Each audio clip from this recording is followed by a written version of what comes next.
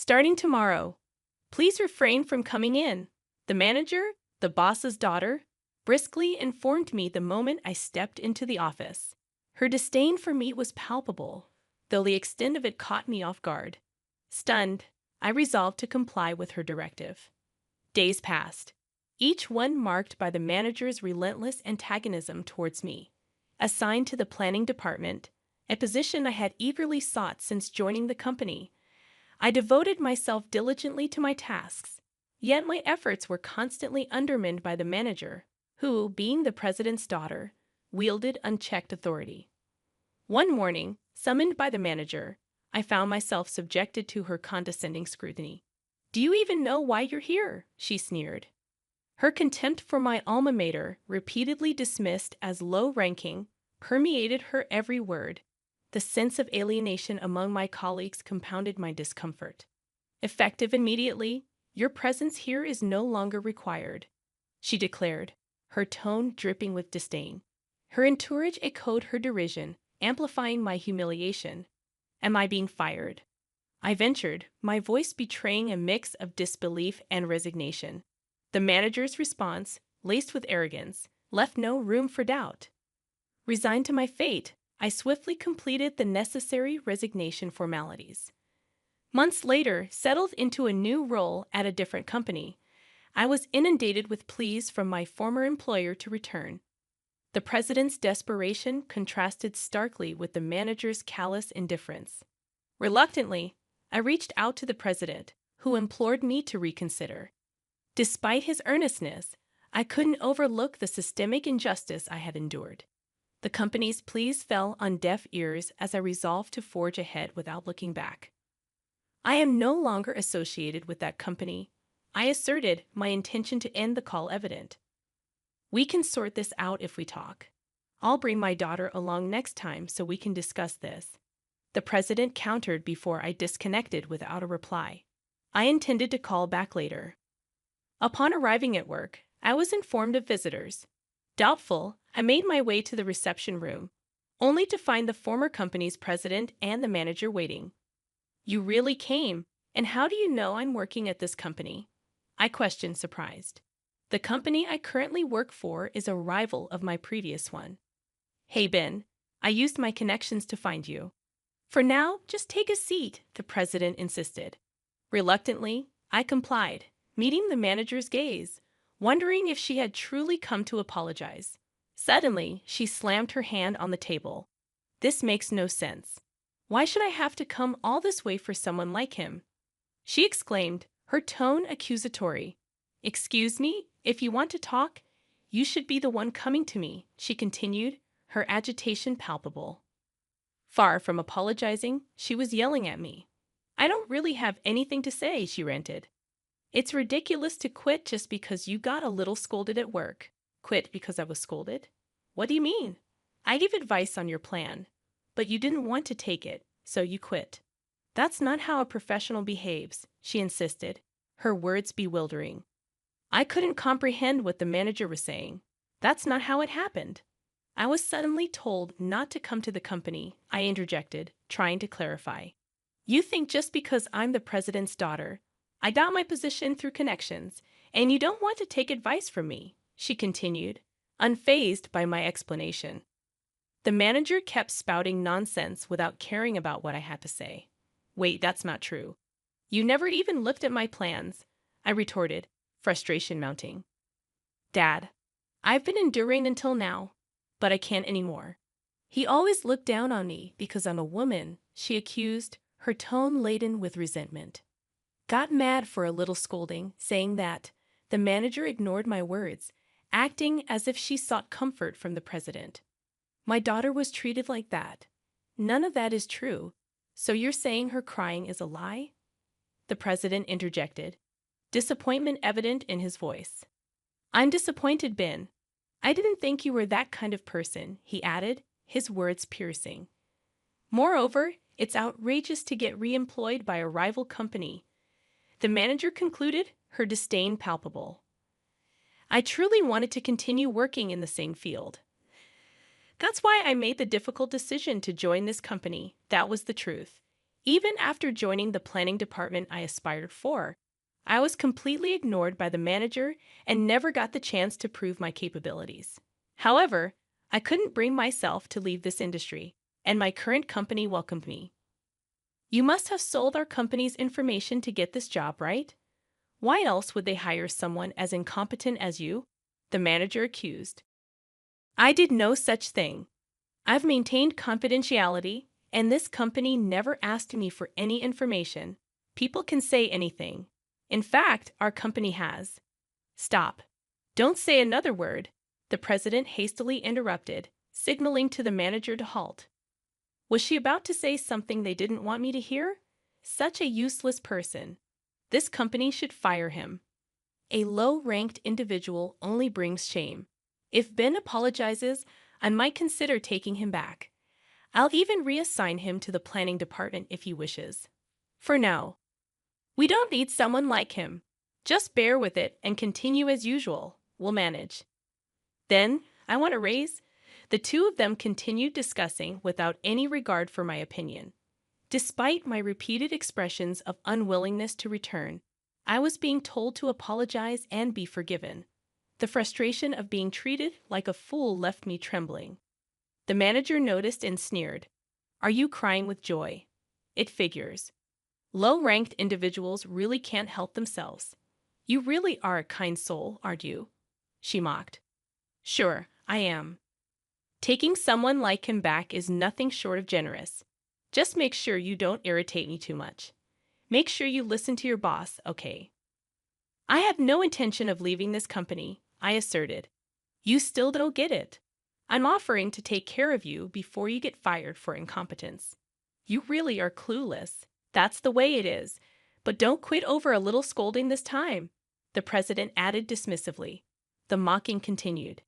Saying that, the president and the manager mocked me. Mr. President, if I may be so bold, the manager is lying. I spoke up, desperate. After all we've been saying, you're taking this attitude. I'm not lying. That's quite the accusation. Do you have any evidence to back that up? Yes, I prepared this just in case, I said and took a voice recorder out of my bag. I had recorded not only the day the manager told me to leave, but also any other occasions when she had said something unreasonable. You've been recording me? Unbelievable. At the sight of the voice recorder, the manager visibly panicked.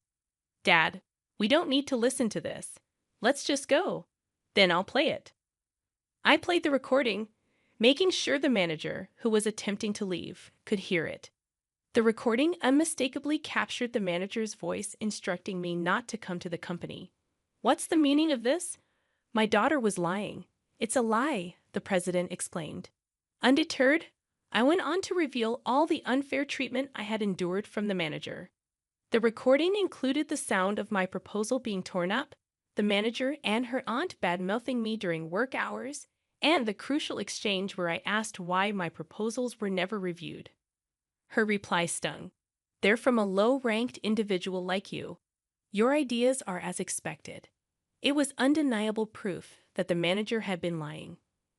By the way, this is the proposal that the manager tore up, I said, handing a freshly printed proposal to the president. He took it, visibly shaken, and started reading. No way. It's the plan for the hit product this company is currently selling, he explained. This project was one I had poured my heart and soul into, hoping for the manager's approval, but all my efforts had been in vain. The proposal was torn up without even being read. Why did you reject this proposal? You didn't even look at it. I demanded. The manager shrugged it off. Well, his proposals were always so pathetic. I thought there was no need to read them. It's his fault for always behaving badly. I wasn't satisfied and handed another set of documents to the president. Most of them were products developed since I moved to my current company, so it's all true, I explained. These were Ben's plans, the president confirmed. Yes, I worked hard, hoping to be recognized by the manager, but not once did she look at my proposals. I questioned the manager's actions, bewildered by the disregard for my efforts. I'm not the one at fault here, the manager retorted. The president, regaining his composure, addressed the potential copyright violation. Wait, these plans were all developed by this company, right? That's a violation of copyright law. What are you going to do about that? Indeed, if we sue, we'll win, right? He challenged. The president, who had been flustered until then, suddenly seemed to regain his composure and retorted. The manager looked at me as if to say she'd gotten the upper hand. Manager, don't you remember? When I left, you promised to transfer all the copyrights of my projects to me, didn't you? I confronted her. I never said that. I don't remember, she denied. Unfazed, I presented evidence. You're probably going to say you recorded it, right? What's the point of such verbal agreement? No, it's not just that. I got it in writing with your signature. I said that. I began, presenting a piece of paper to the manager. It clearly stated that the copyrights belonged to me, acknowledged and signed by her. What? I don't remember signing this. The manager seemed flustered upon seeing the document. When I submitted my resignation paperwork, I included this document and got your signature on all the papers. That's sneaky. Making me sign something hidden, I accused. If it wasn't hidden, didn't you even read the documents you were signing? I pressed. The manager's face turned pale. Oh no, this document states I hold all the copyrights. I see, I understand. It seems my daughter was really in the wrong, the president interjected, casting a disapproving glance at the manager. Dad, don't say such terrible things. Shut up. Do you have any idea how much profit you've cost us? The manager retorted. Ignoring her outburst, the president turned to me. Ben, won't you please consider coming back to our company? I promise to offer you a higher position than before, one better than your current company can provide. What about me then? You were not ready for the manager position. Start from the beginning again. The president's words made the manager crumble. But such things no longer mattered to me. The president was desperately trying to win me over. So, what do you say? Have you changed your mind about returning? There's no one left to give you a hard time anymore, you know, the president urged, his eyes gleaming. Wanting to leave the situation, I asked him a question. There's something I want to ask. Sure, ask me anything, the president replied eagerly. It hasn't been long since I left your company, so why are you so desperate to bring me back now? I questioned. The president's voice suddenly faded, and he began to make excuses. We've been very busy recently. I thought about addressing it sooner, but I couldn't find the time. Sorry, he stumbled over his words. I didn't miss the president's eyes darting around as he made excuses. Is that so? Because it seemed like you were mostly playing golf when I was working there, I remarked pointedly. That was necessary for business networking. If you want, I can take you with me from now on, the president offered. No, that's all right. Feel free to reach out anytime, I declined. You're going to be our star player from now on, the president continued, talking as if my return to the company was a foregone conclusion, though he was making concessions. The pressure of not going against the president weighed heavily on me. There must be a reason you want me back in the company so badly. Reason. It's nothing grand. I just want to make things right for you, especially since my daughter caused you trouble. The president smoothly dodged the issue, but I could see through his facade. The president's real motive was clear, rendering this all a futile effort. Our company's performance had been growing, while his company had started to stagnate right after I joined. The products I planned hit the market successfully, skyrocketing sales, and rapidly increasing the company's reputation. I even got interviewed on TV as the planner. Compared to this thriving company, the president's company's performance had been lackluster. Being a traditional company, it failed to incorporate anything new and lacked buzz. Once seen as rivals, the difference between the two companies was now like night and day. Did you see me on TV? Is that why you hastily contacted me? Well, what was it again?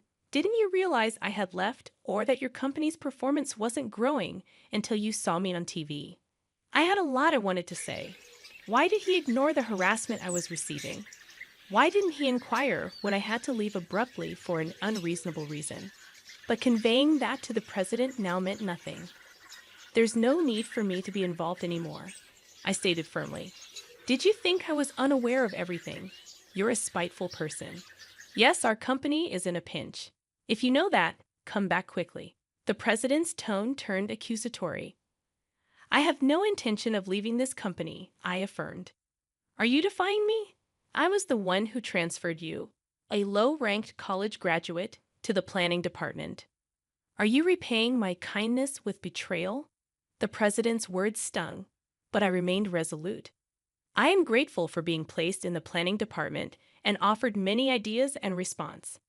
However, it was the president's kin who refused to accept them. How dare you speak to me like that? As the president raised his voice, the door to the reception room swung open. Ben has been of great service to us, boss. We're in the middle of something. I can't have you entering unannounced. With all due respect, it's also a nuance for our company when you come without an appointment.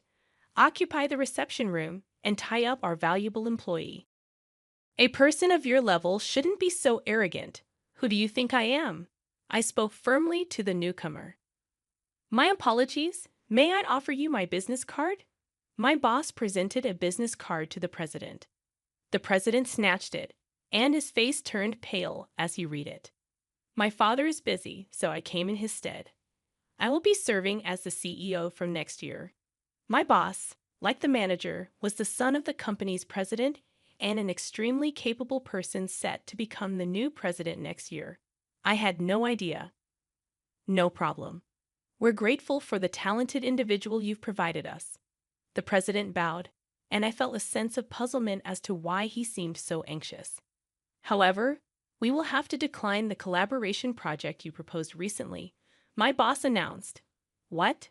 You said you considered it to help our company, the president exclaimed.